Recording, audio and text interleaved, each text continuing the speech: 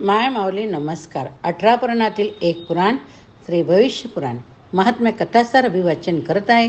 अध्याय 28. प्रथम श्री विष्णूला नमस्कार करून प्रारंभ करते. भाग 88. श्री पंचमी व्रताचे महात्म्य. युधिष्ठिराने विचारले, तीनही भुवनात महादुर्लभ असलेली ही लक्ष्मी कशी प्राप्त होईल? त्यासाठी दान, तप, होम, नमस्कार, व्रत काही आहे काय? श्रीकृष्ण म्हणाले, परमशिव व लक्ष्मी भृगू मुनींच्याकडे जन्मली असे म्हणतात. त्या मुनींनी ती वासुदेवास दिली. वासुदेवाने कमळाच्या पाकळ्यांप्रमाणे डोळे असलेली, पूर्ण चंद्रासारखी मुख असलेली, आपल्या कांतीने दशदिशा भारून टाकणारी, मत्त हत्तीसारखी चालणारी ती लक्ष्मी स्वीकारली. तिने देखील विष्णूस पती मानले.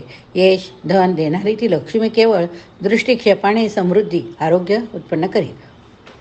लक्ष्मीच्या योगाने सर्व देवांना गर्व झाला. त्यांचे शील शौच सत्य नष्ट झाल्यामुळे दैत्यांनी सर्व जग पादाक्रांत केले. तेव्हा त्या चंचल लक्ष्मीने देवांचा त्याग केला. तो दैत्याकडे गेली. त्यावेळी दैत्यांना मद होऊन ते उद्धट बनले. वेद यज्ञ विद्या आम्हीच आहोत असे ते म्हणू लागले. आम्हीच देव हो असे ते म्हणाले. अहंकाराने मूर्ख बनलेल्या त्या दैत्यांचा त्याग करून गोंधळलेली लक्ष्मी क्षीरसागरात जाऊन राहिली. तिच्या अभावाने त्रिभुवन भकास बनले.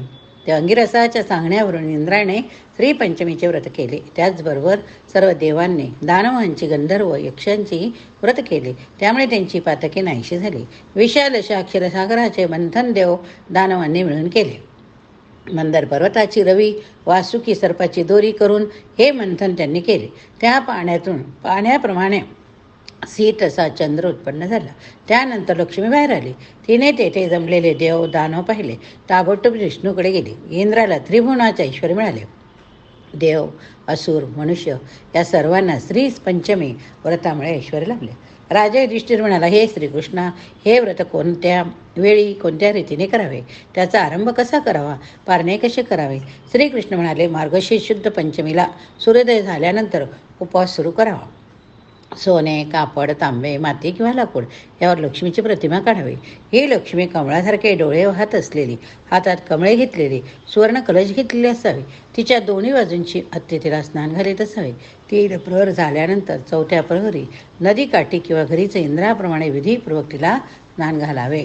देवपितरांना अर्घ्य देऊन लक्ष्मीची पूजा विधीपूर्वक करावी. लक्ष्मीची स्तुती करून प्रार्थना करावी. तिला नमस्कार करावा. नंतर नैवेद्य दाखवा.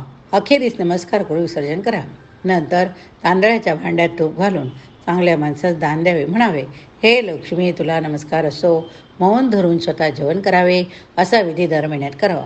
श्रीलक्ष्मी कमळा संपुदमा नारायणी पद्मा धृती स्थिती पुष्टी वृद्धी सिद्धी ह्या लक्ष्मीच्या नावांनी अनुक्रमे कीर्तन करावे. 12व्या महिन्यात 5व्या दिवशी वस्त्रे फुले गंध यांनी माणसाची आकृती तयार करावी. लक्ष्मीची स्थापना करून 6 धान्य रस धातू पादुका उपानत छत्र भोजन आसन वगैरे गोष्टी देवीला अर्पण करावे.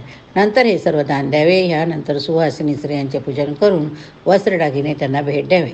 त्यानंतर स्वतः भोजन करावे. अशा प्रकारे जो कोणी भक्तिभावाने श्रीपंचमीचे व्रत करील त्यांच्या 21 पिढ्यात श्रीमंती राहील. भाग 90. विशोक षष्ठी व्रताचे महात्म्य. अतुलनीय असे षष्ठीचे व्रत केल्यावर माणसाला शोक होत नाही. हे व्रत सर्व व्याधींचा नाश करते.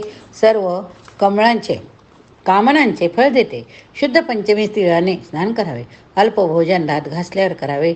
उपवासाचे व्रत करून रात्री ब्रह्मचर्य पाळावे. सकाळी स्नान करून शुद्ध खवावे. सोन्याचे कमळ करून कनेरीच्या फुलांनी लाल वस्त्रांनी त्या सूर्यरूपी कमळाचे पूजन करावे. म्हणावे, हे आदित्या, तुमच्यामुळे मी नेहमी शोकरहित राहो. शोकाने रहित असलेल्या माझी आपल्या चरणी भक्ती अनेक जन्म राहो. यानंतर आपल्या शक्तीप्रमाणे विद्वानींची पूजा करावी. गोमूत्र प्यावे. गुळाचे पात्र हातात घेऊन मंत्रम्हणात हे पूजन करावे. तलम कापडाचा 1 जोड दान करावा. तेल मीठ न घातलेले भोजन करून सप्तमीपर्यंत मौन पाळावे. सप्तमीपर्यंत पुराणांचे वाचन ऐकावे. शेवटी सोन्याचे कमळ असलेला कलश 1 अंथरून दुभती कपिला गाय दान करावे. पैसे असूनही कंजूसपणा न करता जो हे व्रत करतो त्याला चांगली गती लाभते. अनेक जन्म त्याला शोक म्हणजे दुःख होत नाही. रोग दुर्गती होत नाही. त्याच्या सर्व इच्छा पूर्ण होता. पूर्णतया निरीच्छपणे जो हे व्रत करतो त्याला ब्रह्म ज्ञान होते. हे महात्मे पाठ केले किंवा ऐकले तर इंद्रलोक मिळतो. हे व्रत करणारा दुःख शोकरीत होतो. मित्रांबरोबर ह्या पृथ्वीवर राहतो. शेवटी मृत्यूनंतर सूर्यलोकास जातो. भाग 90. कमला षष्ठी व्रताचे महात्म्य. श्रीकृष्ण म्हणाले, याचा उपवास केल्यावर मनुष्य पापातून मुक्त होतो. मार्गशीर्ष शुद्ध पंचमीला एकदा जेवून षष्टीचा उपवास करावा. सोन्याचे कमळ तयार करावे. त्यात साखर भरून ते सुयोग्य गृहस्थाला दान करावे. हे कमळ चांदीचे असेल तरी चालेल. प्रातःकाळी स्नान करून ते दान करावे. भक्तिभावाने विद्वानांचे पूजन करून त्यांना खिरीचे जेवण द्यावे. कृष्ण पक्षातील सप्तमीस याच प्रकारे व्रत करावे. कमळाचे दान देताना वस्त्र माळा देखील घ्याव्या. याप्रमाणे एक वर्ष केल्यावर उपवास करून दान द्यावे. सूर्याचे मंत्र म्हणावे. भानु अर्क रवी ब्रह्मा सूर्य शुक्र हरी शिव श्रीमान विवा वसु त्वष्टा वरून असलेल्या सूर्या तू प्रसन्न हो असे म्हणावे. प्रत्येक सप्तमीस वरीलपैकी सूर्याच्या एका नावाने कीर्तन करावे. व्रत समाप्तीस वस्त्रे आभूषण देऊन विद्वानांचे पूजन करावे. हे व्रत केल्यावर अनंत फळे मिळतात. सर्व पापातून सुटका होते. स्वर्गलोक मिळतो. आधीच्या 21 नंतरच्या 21 पिढ्यांचे तारण होते. जो हे महात्मे ऐकतो किंवा वाचतो त्याचे कल्याण होते. भाग 91. विजया सप्तमीचे महात्मे. युधिष्ठिर म्हणाला, सप्तमीचे पूजन कसे करावे ते सांगा. श्रीकृष्ण म्हणाले, शुक्ल पक्षातील सप्तमीत जेव्हा रविवार येईल ती विजया सप्तमी होय. तिचे फळ महान. सूर्याची पूजा फळाफुलांनी केली तर माणसाला चांगला पुत्र लाभतो. स्नान दान जप होम उपवास हे विजया सप्तमीस केले की महापापांचा देखील नाश होतो.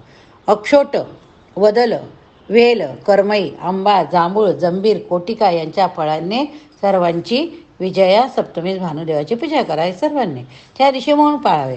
गाईचे तूप चंद्रात पत्र द्यावे. सूर्याला उत्कृष्ट नैवेद्य दाखवा. केलेल्या पापाबद्दल याची क्षमा मागावी.